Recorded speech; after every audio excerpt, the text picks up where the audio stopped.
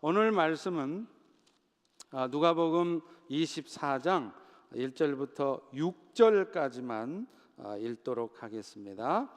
우리 다 같이 교독하시도록 하죠. 안식 후 첫날 새벽에 이 여자들이 그 준비한 향품을 가지고 무덤에 가서 돌이 무덤에서 굴려 옮겨진 것을 보고 들어가니 주 예수의 시체가 보이지 아니하더라. 이로 인하여 근심할 때에 문득 찬란한 옷을 입은 두 사람이 곁에 섰는지라. 여자들이 두려워 얼굴을 땅에 대니 두 사람이 이르되 어찌하여 살아있는 자를 죽은 자 가운데서 찾느냐? 여기 계시지 않고 살아나셨느니라. 갈릴리에 계실 때에 너희에게 어떻게 말씀하셨는지를 기억하라. 아멘. 미국 이민 초창기만 해도요, 아주 어려서 이민을 온 우리 1.5세 자녀들은 한국말을 잘 못했다고 합니다. 그러나 요즘은 이곳에서 태어난 2세 아이들조차도 한국말을 잘하는 아이들이 많습니다. 그 중요한 이유 중에 하나는 바로 한국 드라마 때문입니다.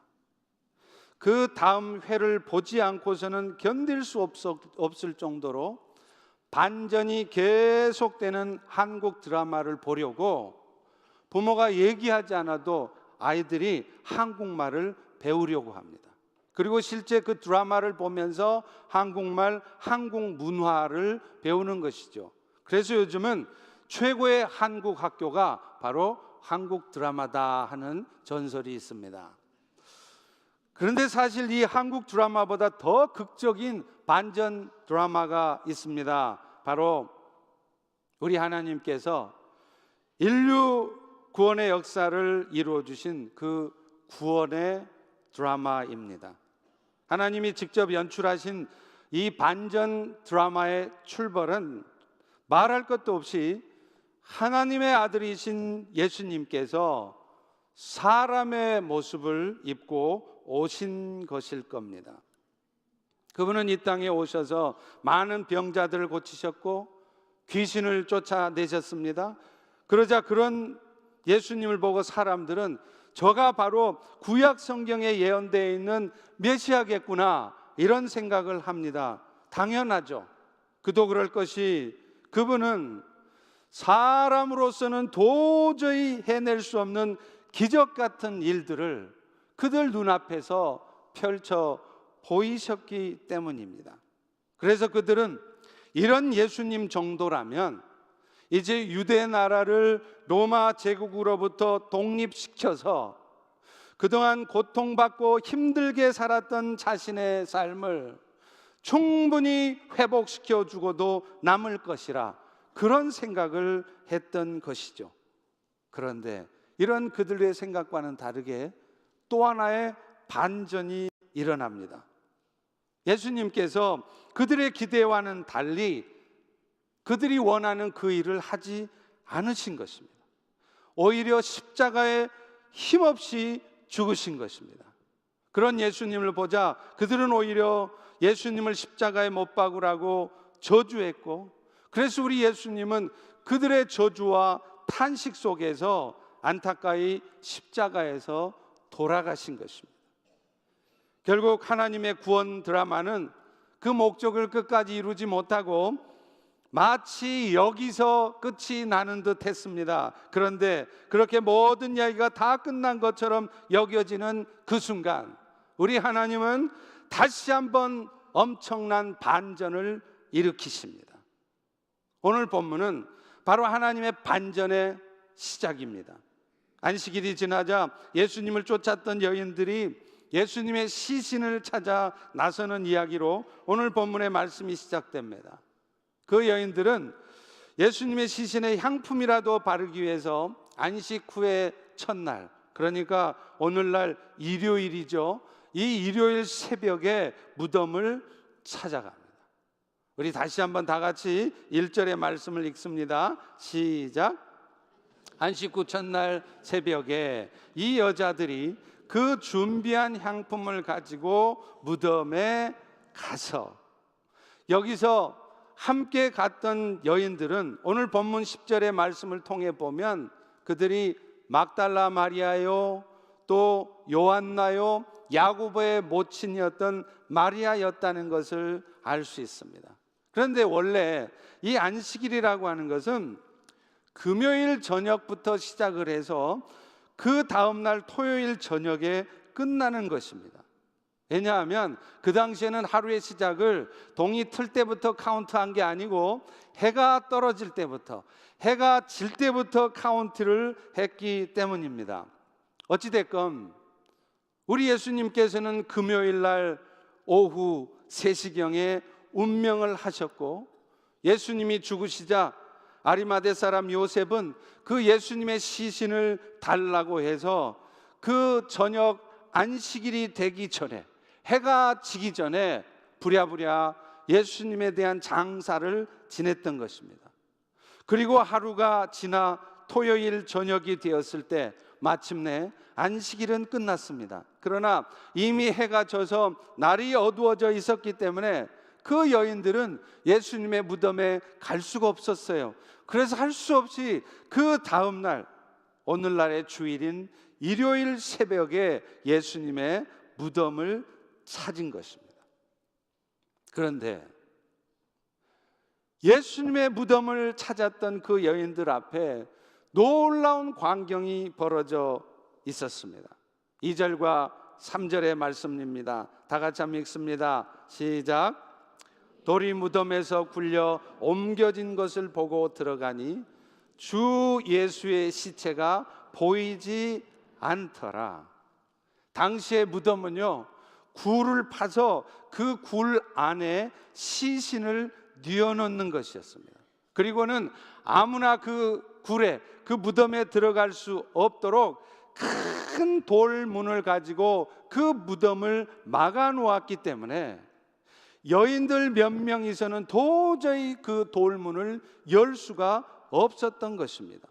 더더군다나 그 돌문은요, 열기보다는 오히려 닫히기가 더 쉽도록, 자동으로 닫혀지도록 경사를 두었기 때문에 여러 사람들이 힘을 합쳐도 그 큰 돌문을 굴려서 열어내기가 쉽지가 않았던 것이에요. 그래서 이 동일한 사건을 기록하는 다른 복음서에 보면 그 여인들은요, 무덤에 가면서도 걱정을 해요. 누가 도대체 그 돌문을 열어주실까? 그런 고민하는 내용이 다른 복음서에 나옵니다. 자, 그런데 오직 주님을 향한 사랑과 열정 때문에 누가 돌문을 열어줄 수 있을까 걱정을 하면서도 그 예수님 무덤을 찾아갔던 그 여인들 앞에 인류의 역사에서 가장 위대하고 놀라운 반전이 그들을 기다리고 있었던 것입니다. 먼저는 예수님의 무덤에 닫혀 있었던 그 돌문이 이미 열려져 있는 것이에요. 이 일이 어찌된 일인가 생각하며 그 여인들은 무덤 안에 들어갔습니다.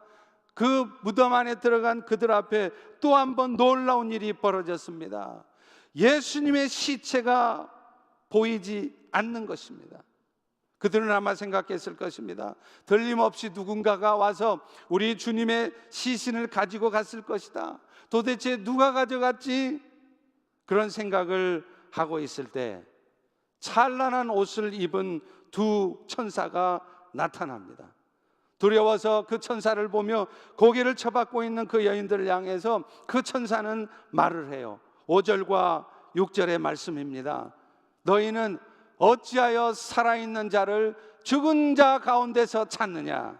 그분은 여기 계시지 않고 살아나셨느니라. 할렐루야. 여러분, 이럴 때는 큰 소리로 아멘 하는 겁니다. 그분은 여기 계시지 아니하고 살아나셨느니라. 아멘. 그가 전해준 이 말은 인류의 역사를 바꿔놓은, 아니 여러분의 인생을 뒤집어 놓은, 아니 지금 이 순간 여러분 중에 몇 분의 인생을 완전히 뒤집어 놓을 위대한 반전의 메시지였습니다. 그분이 살아나셨고 여기 계시지 아니하니라. 사랑하는 성도 여러분, 우리 예수님의 부활은 움직일 수 없는 역사적 사실입니다. 그 가장 중요한 증거는 바로 예수님의 빈 무덤이었어요. 분명히 있어야 될 시신이 없는 비어있는 무덤, 그리고 무엇보다도 그 부활하신 예수님을 직접 목격했던 수많은 사람들의 증언이었습니다. 그래서 고린도전서 15장 5절 6절에도 예수님은 부활하신 후에 게바에게 나타나셨다고 말씀해요. 베드로에게 나타나셨고, 또 나중에는 12제자에게 나타나셨고요, 또 심지어는 500명의 형제들이 있는 곳에 일시에 나타나셔서 부활하신 예수님을 보여주신 것입니다. 그리고 그 500의 형제 중에도 지금까지, 그러니까 고린도전서가 기록될 때까지 대다수가 살아있었다라고 말하는 것입니다. 그리고 무엇보다도 그렇게 예수님의 부활이 분명한 역사적 사실인 것은 오늘날 이 시대를 살아가는 우리 모두의 신앙생활에도 너무나 중요한 의미가 있다는 것입니다. 왜냐하면 부활을 믿는 부활 신앙이야말로 오늘날 우리 성도들의 신앙생활을 좌우하기 때문입니다. 그리스도의 부활과 그분의 부활로 말미암는 우리의 부활을 믿지 않는다면요, 우리는 결코 진정한 그리스도인의 삶을 살 수 없기 때문입니다. 여러분 주변에를 보세요. 정말로 신실한 신앙생활을 하시는 분들을 보십시오. 실제로 분명한 부활 신앙을 가지고 신앙생활하는 분들은요, 달라요. 얼굴 표정이 다르고요, 말하는 게 다르고요, 행동하는 게 다르고 결정하는 게 다릅니다. 죽음조차 두려워하지 않을 수 있습니다. 그래서 죽음을 두려워하는 가운데 인생을 낭비하고 헛수고하는 것이 아니라 힘들지라도 어려울지라도 심지어는 고통스러울지라도 죽음이 앞에 있을지라도 열심을 내어 주의 일에 힘쓰는 것입니다. 그리고 무엇보다도 언젠가 우리 모두는 죽을 텐데 죽은 다음에는 부활해서 주님 앞에 서서 내 삶을 평가받을 텐데, 그렇게 생각하면서 그저 세상의 즐거움이나 자신의 안전, 자신의 안위만을 걱정하면서 그렇게 살아가지 않는다는 것이에요. 사랑하는 성도 여러분, 만약 지금 이 순간 이 자리에 앉아있는 여러분 중에 나는 정말 믿고 싶어도 예수님의 부활이 믿어지지 않는 분이 있다면, 그래서 여러분 자신도 부활할 것이라는 것이 잘 믿어지지 않는다면, 여러분이 가장 먼저 하셔야 될 일은 여러분의 건강을 위해서 기도하고 여러분의 비즈니스를 위해서 기도하는 것이 아닙니다. 가장 먼저 하셔야 될 가장 중요한 일은, 오 주님, 나도 예수님의 부활이 믿어지게 해주십시오. 성령님, 이 연약한 믿음을 불쌍히 여겨주셔서 나도 예수님의 부활이 확실하게 믿어지게 해주시고, 그 예수님의 부활 때문에 나도 부활한다는 사실이 믿어지게 해주십시오. 그렇게 성령님께 구하시는 것입니다. 여러분, 믿음도요, 우리가 믿음 가지려고 해서 가져지는 것 절대 아니에요. 여러분이 아무리 믿음으로 살려고 해도 죽었다 깨나도 안 됩니다. 믿음도 하나님이 선물로 주시는 것입니다. 그런데 어떨 때 주시는지 아십니까? 성령님께 간절히 구할 때, 그럴 때 성령께서 여러분에게 믿음을 주시는 것입니다. 여러분에게 오늘 부활절날 우리 성령 하나님께서 이 자리에 앉은 우리 모두에게 믿음을 선물로 주시기를 간절히 축원합니다. 그래서 지금 이후로는 신앙생활을 해도 세상 사람과 별반 다르지 않게 그렇게 흐지부지 하는 것이 아니라 죽음을 불사하면서 신실한 신앙인의 삶을 살 수 있기를 주의 이름으로 축원합니다. 간절히 축원합니다. 간절히 바랍니다. 자, 이렇게 우리 예수님께서 부활하신 것이 분명한 역사적 사실이라면, 오늘 그 예수님의 부활이 이 시대를 사는 우리에게는 어떤 의미가 있겠습니까? 여러분이 더 간절히 부활을 사모할 수 있도록 하기 위해서도 예수님의 부활이 오늘 여러분에게 어떤 의미가 있는가를 잘 들으셔야 돼요. 잘 들으실 때 여러분 마음속에 그 부활에 대한 사모함, 믿음이 생기기 때문입니다. 가장 먼저는요, 우리 예수님은 부활하심으로 말미암아 죄로 말미암는 사망을 이기셔서 오늘 여러분의 모든 죄 문제를 완전히 해결하셨다는 거예요. 여러분, 만약에 우리 예수님께서 여러분이 알고 있는 복음처럼 여러분의 죄를 위해 십자가에 죽으시긴 했지만 그분이 계속해서 십자가의 죽음에 묶여 계신다면 그 예수님의 대속의 죽음은 아무 의미가 없습니다. 왜냐하면 예수님께서 죄의 대가인 죽음을 이기셔야 여러분의 죄의 문제가 완전히 해결됐다는 증거가 되기 때문이에요. 그래서 로마서 4장 25절에도 이렇게 말합니다. 예수는 우리가 범죄한 것 때문에 내줌이 되었다는 거예요. 그런데 그걸로 복음은 끝나지 않습니다. 그 다음이 있습니다. 또한 우리를 의롭다 하시기 위하여서 살아나셨다. 다시 말하면 복음이 되기 위해서는 예수님이 십자가의 대속의 죽음을 죽은 것으로만, 십자가의 죽음으로만 끝나는 것이 아니라 그 예수님이 그 죽음을 이기시고 부활하셔야 한다는 거예요. 그리고 그 예수님의 부활을 믿을 때 여러분의 신앙생활이 비로소 제대로 되는 것입니다. 오늘 또 만약에 여러분 스스로 평가하기에도 나는 아무래도 신앙생활이 제대로 안 되고 있는 것 같아, 이렇게 신앙생활에서 이거 어떻게 하나, 그 이유가 뭔지 아십니까? 여러분 마음속에 부활의 신앙이 없기 때문에 그래요. 예수님의 부활을 믿고 예수님으로 말미암은 여러분 자신의 부활이 믿어지지 않을 때 여러분의 신앙생활은 흐지부지 될 수밖에 없는 것입니다. 사랑하는 성도 여러분, 말씀드린 대로 예수님의 부활은 죄의 문제를 해결했기 때문에 그 결과 오늘 우리는 더 이상 죄로 말미암는 사망 가운데 살지 않아도 되는 거예요. 무엇보다도 죄로 말미암아서 우리가 받을 수밖에 없는 그 영원한 지옥 형벌을 우리는 더 이상 받지 않아도 됩니다. 그것뿐입니까?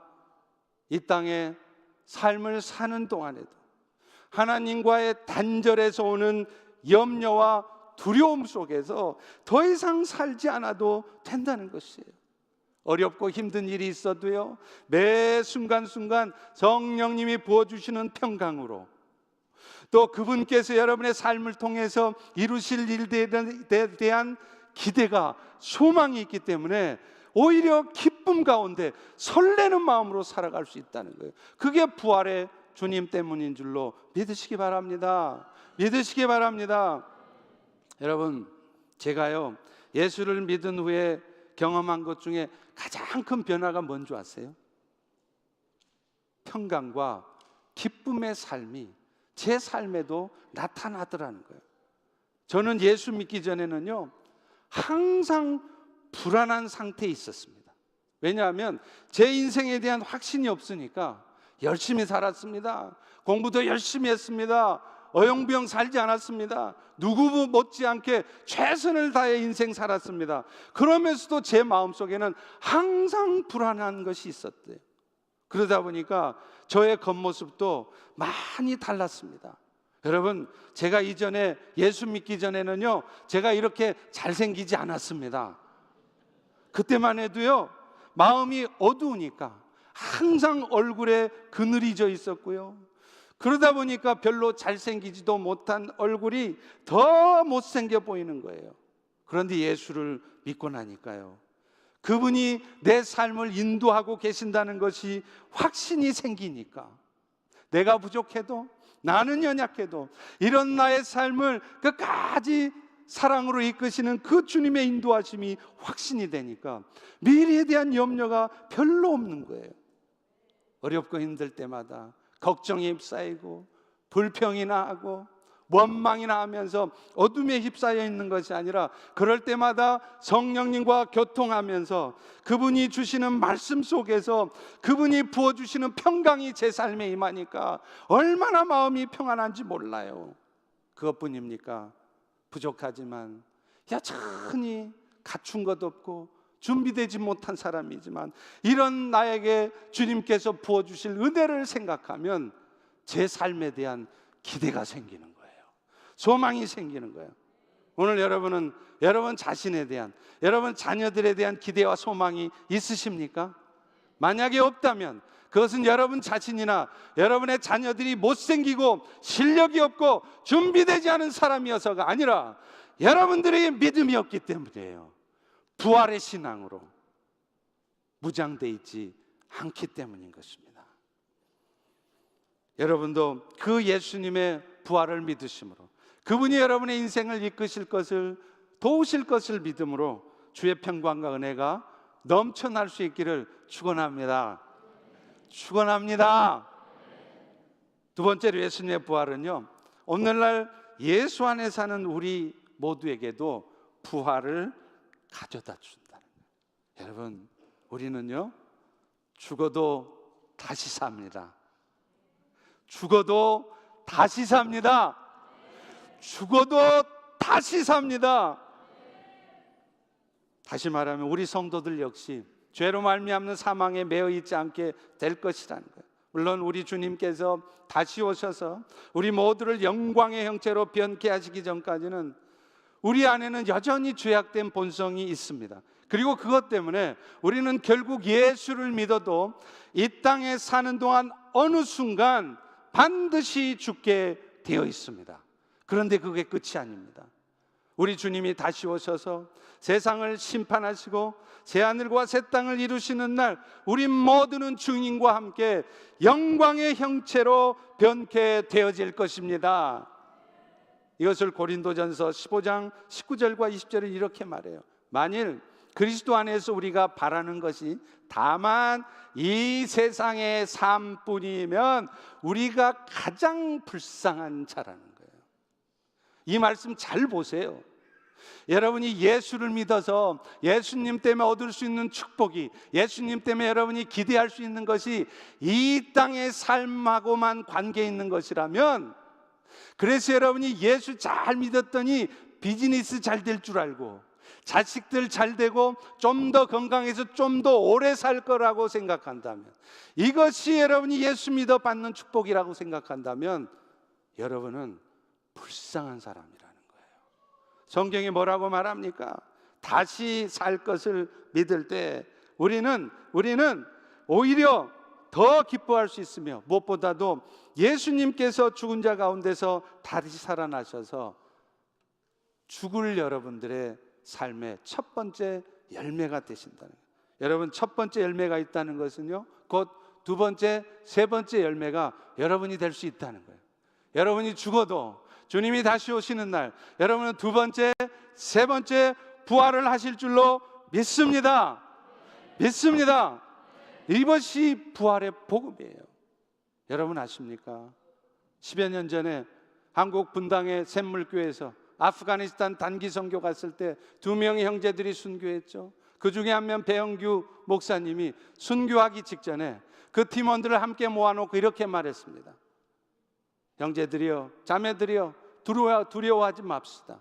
이제 저들은 우리들 중에 반드시 한 명이나 두 명을 본보기로 죽일 것입니다. 그러나 그때 그들이 우리 중에 누구를 죽인다 할 때 내가 제일 먼저 나갈 것입니다. 그러니 죽을 것을 염려하지 마십시오. 그리고 배영규 목사는 기꺼이 자기 목숨을 던져서 순교했습니다. 여러분, 이런 일이 어떻게 일어났겠습니까? 그 배영규 목사는 죽어도 끝이 아니라는 것을 믿고 있었던 거예요. 죽어도 다시 산다는 것을 믿었기 때문입니다. 사랑하는 성도 여러분, 가장 큰, 가장 훌륭한 믿음은 죽어도 다시 삶을 믿는 것입니다. 그럴 때 여러분의 인생이 완전히 바뀔 줄로 믿습니다. 마지막으로 정말로 주님의 부활이 갖는 중요한 의미가 또 하나 있어요. 그것은 예수님의 부활은 사탄과의 싸움에서의 승리를 의미한다는 것이에요. 예수님께서 부활하셨다는 것은 우리 예수님께서 죽음 갖고 장난치는 사탄을 이겨놓으셨다는 거예요. 오늘날 사탄이가 여러분의 삶에 어떤 장난질을 해놔도, 그래서 여러분의 마음에 분노할 수밖에 없고, 여러분의 입술에 불평할 수밖에 없고, 여러분의 마음이 어두워질 수밖에 없는 어떤 일을 벌여놔도 결국은 그 모든 일들이 여러분 안에 계시는 주님의 발밑에 다 밟히게 되어 있는 거라는 거예요. 이미 승리하신 예수님 앞에 그 모든 사탄의 역사들은 다 무릎 꿇게 되어 있다는 거예요. 결코 사탄은 우리 주님을 이길 수 없습니다. 이 사실을 우리가 흔들리지 않고 붙들고 있을 때 우리는 사탄을 이길 수 있는 것입니다. 오늘 또 여러분 중에 내 앞에 벌어진 일 때문에 여러분이 지금 뭔가 염려하고 계십니까? 그것 때문에 막 두려워하고 계시고, 그것 때문에 마음이 많이 상해서 분노하고 계십니까? 그렇다면 여러분은 지금 사탄에게 속고 계신 것입니다. 오늘날 우리는 십자가에서 죽으신 예수, 다시 말하면 우리 죄를 대속하신 예수님에 대해서는 너무나 잘 알고 있어요. 그런데 문제는 그 예수님이 부활하심으로 말미암아 어떤 사탄의 역사도 이겨놓으신 왕이신 예수라는 사실은 잘 모른다는 거예요. 그리고 무엇보다도 그 승리하신 예수께서 오늘 또 우리 안에 영으로 들어오셔서 우리와 함께 지금 이 순간도 한순간도 놓치지 않고 여러분과 함께 하신다는 사실을 우리는 잊고 산다는 것입니다. 여러분, 지금 이 순간에도 God is working입니다. 하나님이 일하고 계십니다. 그 하나님은 여러분이 얼마나 부족하고 연약한지인지, 심지어는 여러분이 얼마나 못된 인간들인지 다 알고 계십니다. 여러분이 순간순간 죄의 유혹에 얼마나 잘 빠지는지 잘 아십니다. 그럼에도 우리 하나님은 여전히 여러분을 향한 사랑의 끈을 놓지 않고 계신다는 사실, 무엇보다도 오늘 지금 이 순간에도 여러분, 하나님은 여러분을 위해서 일하고 계신다는 사실을 믿으시기 바랍니다. God is working. 여러분, 이게 제가 하는 말이 아니에요. 로마서 8장 28절에 분명히 나와 있지 않습니까? In all times God works for the good of those who have been called according to His purpose. 하나님의 목적을 따라, 하나님의 기쁘신 뜻을 따라 부름받은 여러분 모두의 선을 위하여서 하나님이 지금도 일하신대요. 그래서 요즘 유행하는 말이 그거 아니에요? 여러분 많이 들어보셨죠? God is good. 그 다음 뭐라 그래야죠? All the time. 우리 다 같이 한번 해보겠습니다. God is good. All the time. God is good. 여러분, 이게 복음이에요. 예수님이 십자가에 죽으신 것만 복음이 아니라 그 다음에도 복음이 있다는 거예요. 그것은 예수님이 승리하셨다는 것입니다. 그래서 그 승리하신 예수가 부족하고 연약한 여러분들을 끝까지 저 천국까지 이끌고 가신다는 거예요. All the time God is good. 여러분, 이것이 바로 부활의 주님이 우리에게 가져다 준 축복입니다. 그렇기 때문에 지금 상황이 아무리 급박하게 돌아가고 안 좋게 돌아가도 지금 이 순간에도 하나님 일하고 계시다는 사실을 먼저 붙드셔야 돼요. 제사장으로 오신 예수님 때문에 우리는 죽어도 천국에 가게 될 뿐만 아니라 왕이신 예수님 때문에 이 땅에 사는 동안에도 어떤 사탄의 역사 앞에도 무릎 꿇지 않을 수 있다는 거예요. 여러분, 이게 복음입니다. 할렐루야, 할렐루야. 이 복음도 믿으시기 바랍니다. 이 복음도 놓치지 마시기 바랍니다. 최근에 중국뿐 아니라 인도에도 특별히 영적인 부흥이 왕성한 곳에 공통적으로 일어나는 현상이 있어요. 신앙의 핍박이 있다는 것입니다.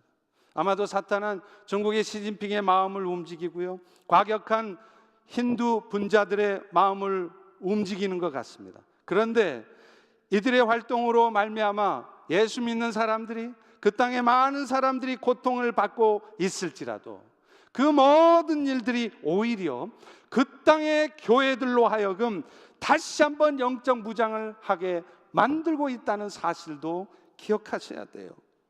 중국만 해도요, 엄청난 수의 선교사들이 지난 한 해 동안 추방됐습니다.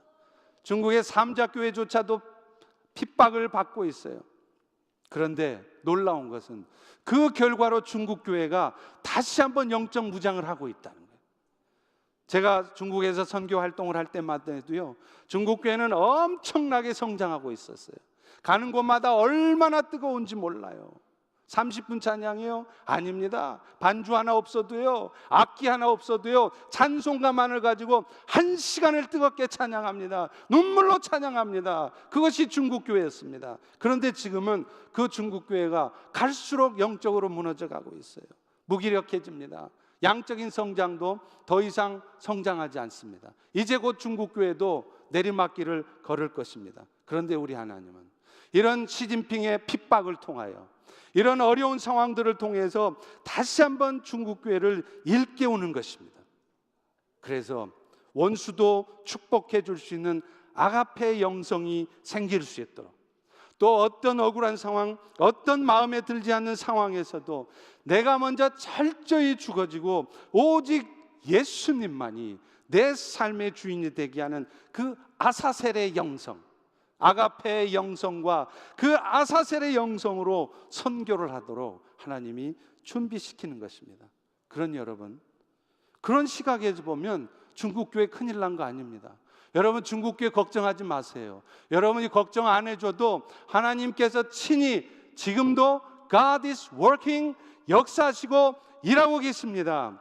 오늘 여러분의 삶에도 마찬가지예요. 사탄은 끊임없이 우리를 넘어뜨리려고 하고 교회를 넘어뜨리려 하죠. 그리고 그런 공격 앞에 실제 여러분의 삶을 보면 휘둘려 있어요. 어둠에 빠져 있어요. 정신이 없습니다. 그러나 그럴 때마다 반드시 기억하세요. 정신 바짝 차리고 기억하십시오. God is working이에요. 할렐루야, 할렐루야. 그러므로 오늘 우리의 삶에는 큰 일은 없습니다. 다 보통 일입니다. 여러분들 저한테 무슨 일이 있으시면 언제라도 전화하십시오. 저 12시, 저녁 12시에도 괜찮고요, 새벽 2시에도 저 여러분들의 전화 피하지 않습니다. 받습니다. 아무 때나 전화하세요. 힘들고 어려울 때마다, 도움이 필요할 때마다 기도해 주세요. 이런 도움이 필요합니다. 전화하십시오. 아무 때나 하십시오. 다만 전화하실 때 이 말씀은 하지 않으셔야 돼요. 목사님, 큰일 났습니다. 우리 시각에서 보면, 여러분 시각에서 보면 큰일이지만 여러분의 인생 전체를 꿰뚫어 보고 계시는 우리 하나님의 시각에서는 전혀 큰일 아닙니다. 다 보통 일입니다. 그러니 따라해 봅시다. 목사님, 보통 일 났습니다. 이렇게 전화하세요. 그럼 얼마든지 제가 그 전화 받습니다. 그리고 보통 일 같으면 왜 놀라세요? 왜 화내십니까? 놀랄 것도 없고 화낼 것도 없어요. 복음을 정말로 붙들면은요, 놀랄 것도 없고요, 깊이 슬퍼할 것도 없고 화낼 일도 없습니다. 삶의 주도권을 사탄에게 뺏기지 않아야 합니다.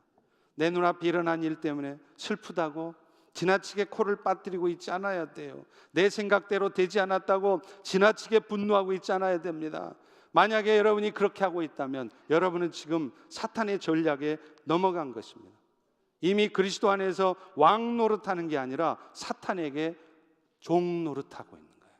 여러분, 다 지나가는 일입니다. 지나갈 일입니다. 그리고 나중에 보면요, 결국 그 일들이 우리를 향한 하나님의 선한 뜻이 이루어지게 하시느라고 하나님이 하신 일이었다는 것을 분명하게 알게 될 것입니다. 여러분, 이번 부활절이 그 부활하신 예수, 이미 승리하신 예수로 말미암아 항상 이기는 삶을 살아가는 우리 모두가 되기를 주의 이름으로 축원합니다. 축원합니다.